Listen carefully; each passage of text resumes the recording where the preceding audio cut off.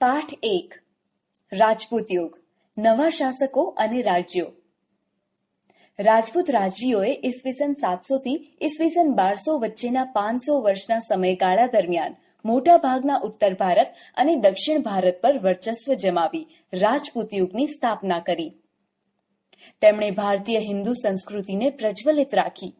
આ તમામ નાના મોટા છતાં નોંધપાત્ર એવા રાજપૂત રાજ્યો ક્યાં અને કેવા હતા તે વિસ્તારથી જોઈએ. હર્ષવર્ધન પછીનો સમયગાળો. 7મી સદીમાં હર્ષવર્ધનના અવસાન બાદ ઉત્તર ભારતમાં તેમના વિશાળ સામ્રાજ્યનું નાના નાના સ્વતંત્ર રાજ્યોમાં વિભાજન થયું. એ જ રીતે પુલકેશી બીજાના અવસાન પછી દક્ષિણ ભારતમાં પણ સ્વતંત્ર રાજ્યો બન્યા. મધ્યયુગના આ સમયકાળને ભારતીય ઇતિહાસમાં રાજપૂત યુગ કહેવામાં આવે છે. રાજપૂતો બહાદુર હતા, એટલા જ ટેકીલા હતા. આપેલ વચન પ્રાણને ભોગે પણ પાળતા. દુશ્મનને પીઠ બતાવવા કરતા તેઓ મૃત્યુ વિશેષ પસંદ કરતા. તેઓ ગૌ બ્રાહ્મણ પ્રતિપાલક હતા. શરણે આવેલાનું તેઓ કોઈ પણ ભોગે રક્ષણ કરતા. લડાઈમાં પણ અધર્મ આચરતા નહીં. ભારતની રાજપૂતાણીઓ વીરત્વ માટે વિખ્યાત હતી. પુત્ર અને પતિને હસતા મુખે યુદ્ધમાં વિદાય આપતી. સતીત્વ, નીડરતા અને સત્ય માટે તે પ્રાણની પણ પરવા કરતી નહીં. જરૂર પડે તો હાથમાં તલવાર લઈને રણ મેદાને નીકળી પડતી. આવી વીરાંગનાઓના અનેક ઉદાહરણો જોવા મળે છે. ભારતના મધ્યયુગીન ઇતિહાસમાં રણધીરા રાજપૂત શાસકોની વીરતા, સાહસ અને શૌર્યના પ્રસંગો નોંધાયેલા છે. આશરે 500 વર્ષ સુધી રાજપૂતોએ ભારતને વિદેશી આક્રમણોથી બચાવ્યો હતો. આવા રાજપૂત રાજ્યવંશો વિશે જાણીએ. 7મી સદીના અંતમાં સામંતશાહી શક્તિઓનો ઉદય થતા ભારત અનેક નાના મોટા ટુકડાઓમાં વહેંચાયો. દેશમાં અનેક રાજપૂત રાજ્યવંશોનો ઉદય થયો. આ સમયને મધ્યયુગ કહે છે. આપણે તે સમયના ઉત્તર અને દક્ષિણ ભારતના રાજ્યોનો અભ્યાસ કરીશું. ઉત્તર ભારતના રાજ્યો. ગુર્જર પ્રતિહાર સામ્રાજ્યના પતન બાદ કનોજનું ગઢવાલ રાજ્ય, બુંદેલખંડના ચંદેલો, માળવાનું પરમાર રાજ્ય, અણહિલવાડનું ચૌલુક્ય રાજ્ય, ડાહલનું ચેદી રાજ્ય, શાકંભરીનું ચૌહાણ રાજ્ય, દક્ષિણ રાજસ્થાનનું ગોહિલ રાજ્ય સ્થાપિત થયા. ગઢવાલ રાજ્યનો સ્થાપક ચંદ્રદેવ હતો. તેમણે કનોજ સિવાય કાશીને પણ બીજી રાજધાની બનાવી હતી. આ વંશમાં મદનચંદ્ર, ગોવિંદચંદ્ર જેવા શાસકો થયા હતા. જેમાં ગોવિંદચંદ્ર આ કુળનો સૌથી પ્રતાપી અને પરાક્રમી રાજા હતો. તેણે ગજનીના આક્રમણને અટકાવ્યું હતું, તેમજ અનેક બૌદ્ધ વિહારોનો જીર્ણોદ્ધાર કરાવ્યો હતો. ઉત્તર ભારતના અન્ય શાસકોમાં બુંદેલખંડના ચંદેલોનો સમાવેશ થાય છે. બુંદેલખંડ પ્રદેશનું ચંદેલોનું આ રાજ્ય પાછળથી જેજાભુક્તિના નામથી ઓળખાતું હતું. આ રાજ્યમાં યશોવર્મા, કીર્તિવર્મા, પરમર્હિદેવ જેવા મહાન શાસકો થઈ ગયા હતા. ભારતના ઇતિહાસમાં ચંદેલ વંશનું ઘણું મહત્વ છે.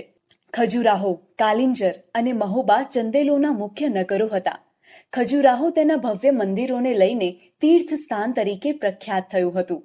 ચંદેલોએ બુંદેલખંડમાં મહાન ધાર્મિક મકાનો અને જળાશયો બંધાવીને સુશોભિત બનાવ્યું હતું. માળવાનો પ્રદેશ પ્રાચીન કાળથી અવંતી અને ઉજ્જૈનીના રાજ્ય તરીકે જાણીતો છે. ઈસવીસન 820માં કૃષ્ણરાજે પરમાર વંશની સ્થાપના કરી હતી. પરમાર વંશમાં સિયક, મુંજ, ભોજ જેવા મહાન શાસકો થયા હતા. ભોજ પરમાર વંશનો સૌથી શ્રેષ્ઠ રાજા હતો. તેની ખ્યાતિ ભારતના એક આદર્શ લોકપ્રિય રાજા તરીકેની હતી. રાજા ભોજે ધારાનગરીમાં એક મહાશાળાની સ્થાપના કરી હતી. ફરતી ટેકરીઓની વચમાં સુંદર નગર ભોજપુર નામનું નગર વસાવ્યું હતું. ચૌહાણ કે ચહમાન વંશના અનેક રાજપૂત સરદારો ગુજરાત અને રાજસ્થાનના વિવિધ ભાગોમાં રાજ્ય કરતા હતા. એમાંની એક શાખા 8મી સદીમાં સાંભળ સરોવર નજીક શાકંભરી નામના સ્થળે રાજ્ય કરતી હતી. શાકંભરીના ચાહમાન વંશનો સ્થાપક વાસુદેવ હતો. 12મી સદીના આરંભમાં અજયરાજ શાકંભરીની ગાદી ઉપર બેઠો હતો. તેણે અજયમેરુ નામના નગરની સ્થાપના કરી હતી, જે પાછળથી અજમેર નામે ઓળખાયું હતું. ગુજરાતના સોલંકી રાજા સિદ્ધરાજ જયસિંહની રાજકુંવરીના લગ્ન ચૌહાણ વંશના અર્ણોરાજ સાથે થયેલા. તેનો પુત્ર સોમેશ્વર ચૌહાણ ગાદીએ આવ્યો. તેના પછી તેનો પુત્ર પૃથ્વીરાજ ત્રીજો ગાદીએ આવ્યો હતો. આ પૃથ્વીરાજ ત્રીજો ભારતના ઇતિહાસમાં અદ્વિતીય સ્થાન ધરાવે છે. ઈસવીસન 1191માં થાણેશ્વર અને કરનાલ વચ્ચે આવેલા તરાઈના મેદાનમાં શિહાબુદ્દીન ઘોરીને પૃથ્વીરાજ ચૌહાણે સજ્જડ હાર આપી હતી.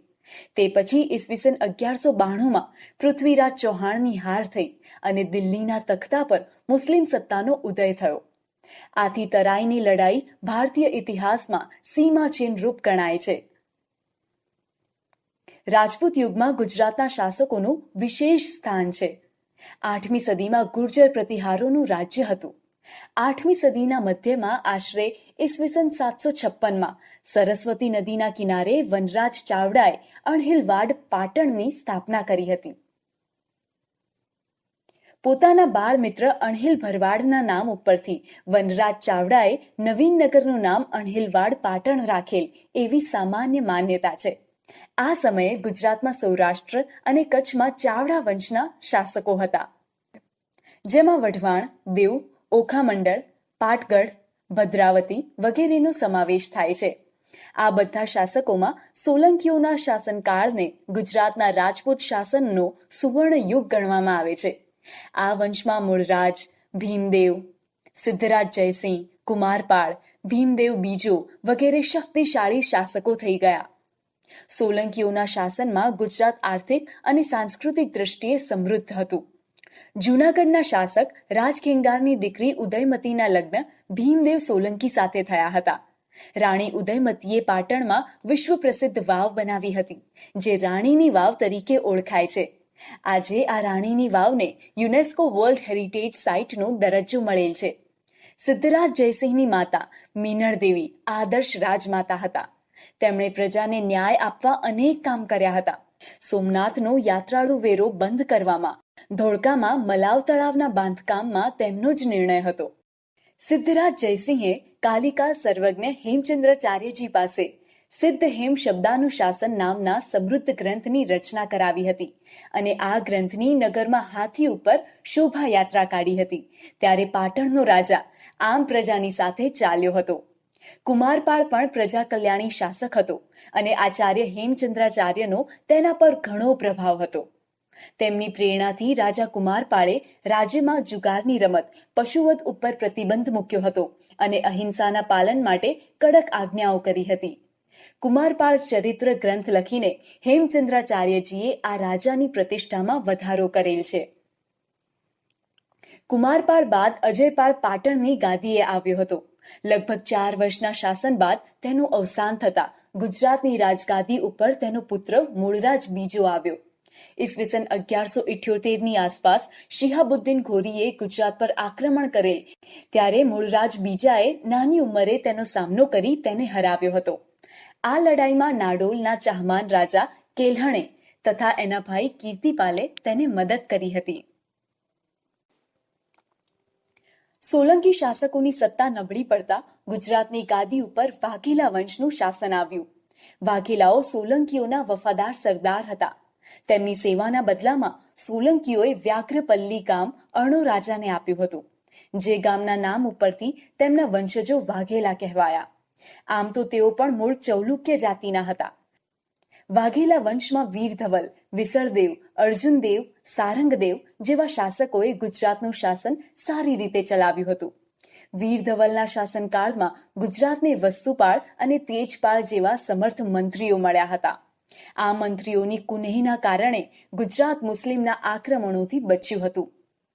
વાઘેલા વંશના છેલ્લા શાસક કર્ણદેવ વાઘેલાના સમયમાં ઈસવીસન 1304ની આસપાસ ગુજરાતમાં દિલ્હી સલ્તનતની સ્થાપના થઈ. 8મી સદીના મધ્ય ભાગમાં બંગાળમાં પાલ વંશનું શાસન હતું. આ વંશના સ્થાપક અને તેના વંશજોના નામમાં પાલ શબ્દ પાછળના ભાગમાં આવતો હોવાથી આ વંશને બંગાળનો પાલ વંશ કહેવામાં આવે છે. આ વંશનો સ્થાપક ગોપાલ નામનો રાજવી હતો. પાલ વંશના પતન બાદ ઈસવીસન 1095માં સેન વંશની સ્થાપના થઈ હતી. આ વંશમાં વિજયસેન પ્રથમ નોંધપાત્ર રાજા હતા. તેના પુત્ર બલ્લાલ સેને દાનસાગર અને અદ્ભુત સાગર નામના ગ્રંથો રચ્યા હતા.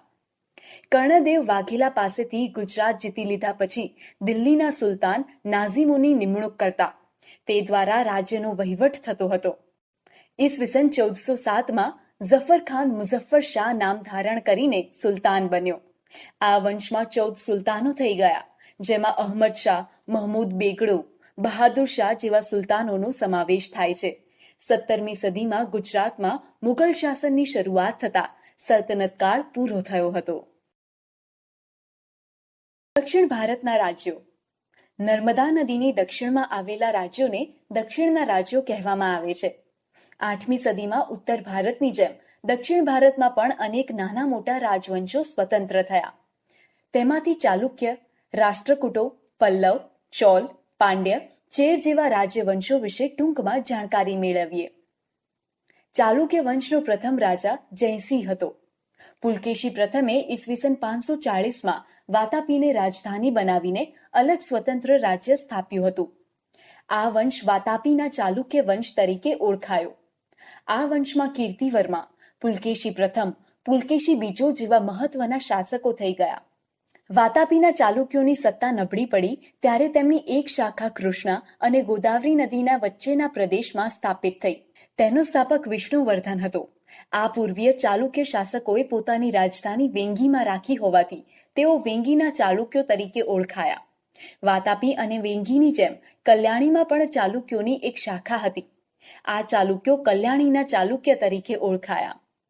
દક્ષિણમાં ચાલુક્ય વંશની પડતી થઈ ત્યારે રાષ્ટ્રકૂટ વંશની સત્તાનો ઉદય થયો. આ વંશનો સૌથી પ્રથમ રાજા ઇન્દ્ર પ્રથમને માનવામાં આવે છે. ગોવિંદ ત્રીજો રાષ્ટ્રકૂટ વંશના શાસકોમાં સૌથી વધુ શક્તિશાળી શાસક હતો. આ સમયમાં યાદવ વંશના 2 રાજ્યો અસ્તિત્વમાં હતા, દેવગિરી અને દ્વારસમુદ્ર. દ્વારસમુદ્રમાં હોયસલ વંશનું શાસન હતું અને દેવગિરીમાં યાદવોનું શાસન હતું. દ્વારસમુદ્ર હોયસલોની રાજધાની હતી અને દેવગિરી યાદવોની રાજધાની હતી.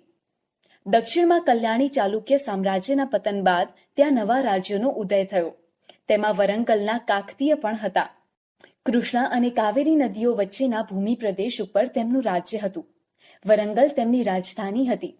આવો જ એક મહત્વનો વંશ પલ્લવ વંશ પણ હતો. આ વંશની સ્થાપના બપ્પદેવે કરી હતી. તેમની રાજધાની કાંચીપુરમમાં હતી. મહેન્દ્રવર્મા પ્રથમ, નરસિંહવર્મા પ્રથમ અને નરસિંહવર્મા બીજો આ વંશના મહત્વના શાસકો હતા. તાંજોર, ત્રિચિનાપલ્લી અને પુદુકોટ્ટઈ જ્યાં આવેલા છે ત્યાં મધ્યકાળમાં ચોલ મંડળનું રાજ્ય હતું. તાંજોર તેમની રાજધાની હતી. રાજરાજ પ્રથમ, રાજાધિરાજ પ્રથમ અને રાજેન્દ્ર પ્રથમ ચોલ વંશના મહત્વના શાસકો હતા.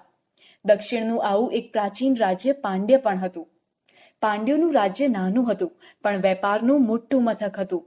આ સમયે તમિલથી અલગ થયેલા એક ભાગ પર ચેર વંશનું શાસન હતું. ચેરનું બીજું નામ કેરળ અથવા મલયાલમ છે. અયન ચેર વંશનો પ્રથમ શાસક હતો અને સેતુંગવન ચેર શાસકોમાં સર્વશ્રેષ્ઠ શાસક હતો. રાજપૂત યુગની શાસન વ્યવસ્થા. રાજપૂત યુગમાં વિવિધ રાજ્યવંશોનું શાસન હતું. એ સમયમાં શાસક રાજ્યવંશોમાં પરિવર્તનો આવતા, પરંતુ રાજનીતિક પરિસ્થિતિમાં કોઈ ફેરફાર જોવા મળતા નથી. રાજપૂત યુગમાં રાજાનું પદ વંશ પરંપરાગત હતું. રાજાનો જ્યેષ્ઠ પુત્ર રાજ્યાધિકારી બને તેવું ન હતું. રાજા પોતાના પુત્રોમાંથી ઉત્તરાધિકારી તરીકે કોઈ એક પુત્રને યુવરાજ બનાવતા. આ યુવરાજ પાછળથી રાજા બનતો. લોકો અથવા રાજ દરબારીઓએ ચૂંટણી કરીને અથવા પસંદગી કરીને રાજાઓની પસંદગી કરી હોવાના ઉદાહરણો છે. જેમ કે કાશ્મીરના યશસ્કરની બ્રાહ્મણોની સભાએ પસંદગી કરી હતી. આ સમયે મંત્રીઓના 2 પ્રકાર હતા, અમાત્ય અને સચિવો. અમાત્યનું કાર્ય મંત્રણા અને રાજનીતિ કરવાનું હતું અને સચિવોનું કાર્ય લડાઈ તથા સુલેહનું હતું. દરેક પ્રકારની નીતિનો અંતિમ નિર્ણય રાજા જ કરતો હતો. આ સમયે શાસનના અમલદારોમાં મહાપ્રતિહાર અને દંડનાયક જેવા હોદ્દાઓ અમલમાં હતા. નગરની સભાનો વડો નગરપતિ કહેવાતો. રાજપૂત યુગમાં ગ્રામીણ સંસ્થાઓનું મહત્વ વિશેષ હતું. આ સંસ્થાઓનો એવો વિકાસ થયો કે મુઘલ કાળમાં પણ ગ્રામ પંચાયતનું મહત્વ રહ્યું. ઉત્તરની જેમ દક્ષિણ ભારત પણ ગ્રામ પંચાયતને આધીન હતું. તેનો વડો મુખી કે સરપંચ ગણાતો. કેટલીક બાબતોમાં ગ્રામસભા ન્યાય આપતી, પરંતુ રાજ્ય શાસનમાં ન્યાયતંત્રનો સર્વોચ્ચ વડો રાજા હતો. વેપાર વાણિજ્ય. રાજપૂત યુગમાં વાણિજ્ય વ્યવસ્થા ઉપર દેખરેખ રાખવા માટે એક અલગ વિભાગ હતો. આ વિભાગ વિદેશ ખાતાના વેપાર ઉપરની જકાત વસૂલ કરવાની, વસ્તુઓનું મૂલ્ય ઠરાવવાની અને રાજ્યમાં ઉપયોગી થતી વસ્તુઓ મંગાવવાની વગેરે વ્યવસ્થા કરતો. મુખ્ય કર જમીનની ઉપજનો 6ઠ્ઠો ભાગ હતો. રાજપૂત યુગમાં જમીન પરનો કર ભાગ નામે ઓળખાતો. આજે પણ જમીન ઉપર કર લેવાય છે. બંદરો અને નાકા ઉપર તથા સિંચાઈ ઉપર કર ઉઘરાવવામાં આવતો.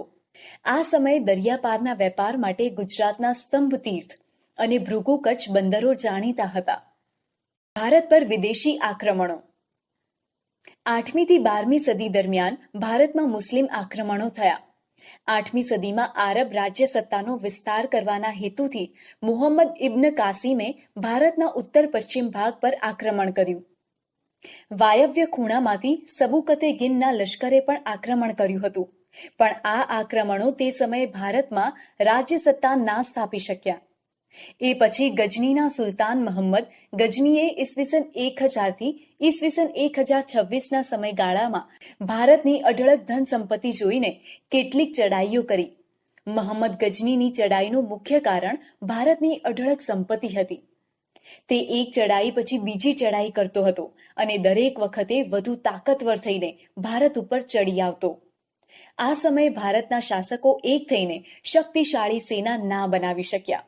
પરિણામે ઈસવીસન 1025માં તેણે સોમનાથ પર ચડાઈ કરી અઢળક સંપત્તિ લૂંટી. મહમ્મદ ગજનીની ચડાઈ બાદ આશરે 150 વર્ષ બાદ પુનઃ ભારત ઉપર તે જ દિશામાંથી આક્રમણ થયું. અગાઉના આક્રમણોની વાત ભારતીય શાસકો ભૂલી ગયા. મહમ્મદ ગજનીના અવસાન બાદ સત્તા માટે ગજનીમાં લડાઈઓ ચાલુ હતી. પણ આ સમયે સત્તા સ્થિર થઈ ન હતી ત્યારે આપણા શાસકો આ નબળાઈનો લાભ લઈ શક્યા નહીં. પરિણામે 12મી સદીના અંતમાં શિહાબુદ્દીન ઘોરીએ આક્રમણ કર્યું. શરૂઆતમાં તેને કેટલીક હાર સહન કરવી પડી. છેવટે તરાઈના મેદાનમાં તેણે બીજી ચડાઈમાં પૃથ્વીરાજ ચૌહાણને હાર આપી અને દિલ્હીમાં સત્તા સ્થાપી.